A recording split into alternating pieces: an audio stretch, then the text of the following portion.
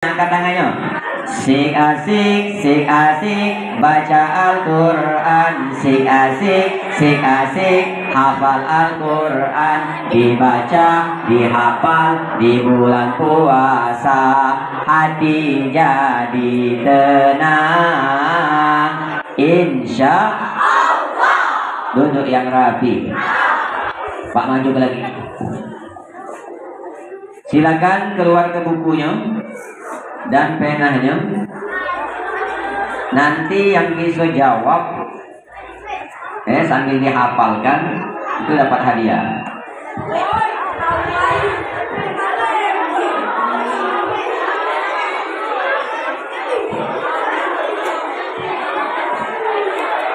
Sudah?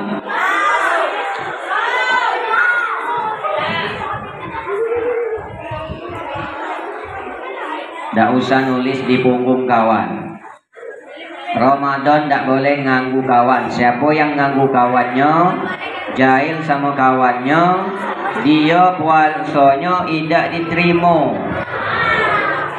Yang jahil sama kawannya, yang membalas kejahilan kawannya juga tidak diterima. Nah, jadi walaupun kawannya jahil, tidak usah dibalas, biarlah dia yang tidak diterima. Gitu ya. Jangan.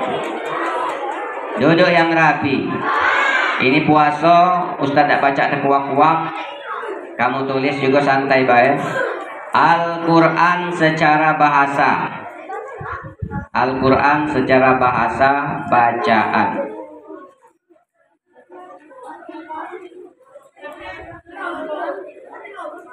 Al-Quran secara bahasa bacaan.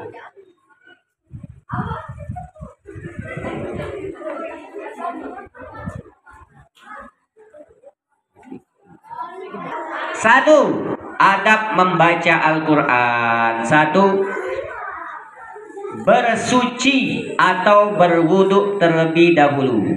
Bersuci atau berwuduk terlebih dahulu.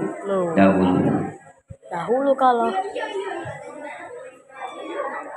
bersuci atau berwuduk terlebih dahulu. Pak ulang lagi bagi yang peka. Adab membaca Al-Quran. Bawahnya satu, bersuci atau berwuduk. Nah, tak boleh megang Al-Quran. Megang Al-Quran. Nah, megang Al-Quran itu tak boleh megang Al-Quran kalau kita tidak lagi berwuduk.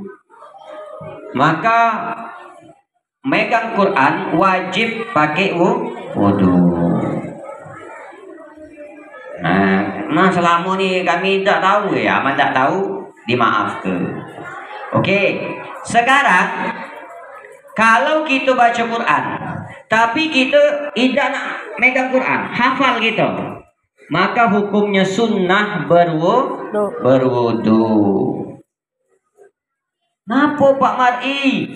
Ngapalah kita megang Quran, baca Quran bersuci dan berwuduk terlebih dahulu? Kata Nabi, setiap kamu baca Quran, malaikat mendekatkan bibirnya, mulutnya kepada mulut kamu. Jadi apa yang kamu baca langsung masuk mulut malaikat. Namun mulut kamu busuk. Ya malaikat. Iya. Kata Nabi, la yakhruju, tidak keluar, min famihi, dari mulutnya, syai'un, sesuatu, bacaan Al-Quran, illa, kecuali, yadkhulu famil malak, kecuali masuk ke mulut malaikat. Jadi kalau kamu ngaji, itu langsung masuk ke mulut malaikat. Kecuali bulan puasa. Kalau bulan puasa, bau mulut itu wajar karena kita lagi puasa. Karena ngegas. Gas yang dari perut itu naik ke pucuk. Nah, apalagi yang makan jengkol, makan pete bagi tadi. Ada yang makan pete tadi. Nah, itu yang pertama. Nah, yang kedua adab membaca Al-Quran.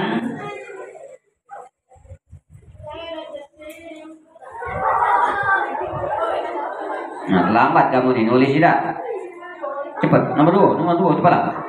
Nomor 2, membaca ta'awuz dan basmalah.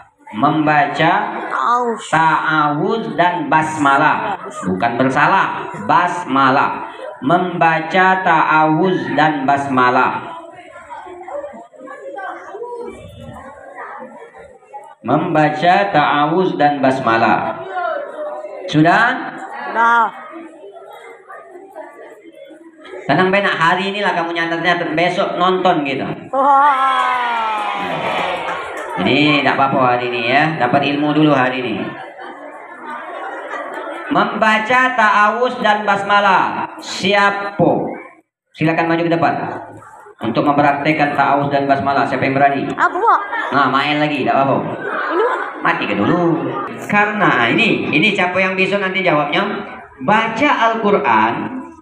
Kalau dari awal surat, maka kita baca a'udzubillahi minasyaiton ditambah bismillahirrahmanirrahim. Pertanyaan Pak, kalau kita baca Quran dari pertengahan surat, misalnya kan ya ayyuhalladzina amanu kutiba alaikumusiyam, itu kan surah Al-Baqarah, tapi dari pertengahan gitu, tak maco dari alif lam mim. Nah, itu harus pakai bismillah apa tidak perlu lagi? Ketika sholat, maju ke depan, insya Allah berkah, maju, insya Allah berkah. Oke. Pertanyaan Pak tadi, ketika membaca surat, di pertengahan surat, perlukah kita membaca basmalah? Tidak. Perlu apa tidak? Tidak. Tidak. Apa jawabannya? Perlu.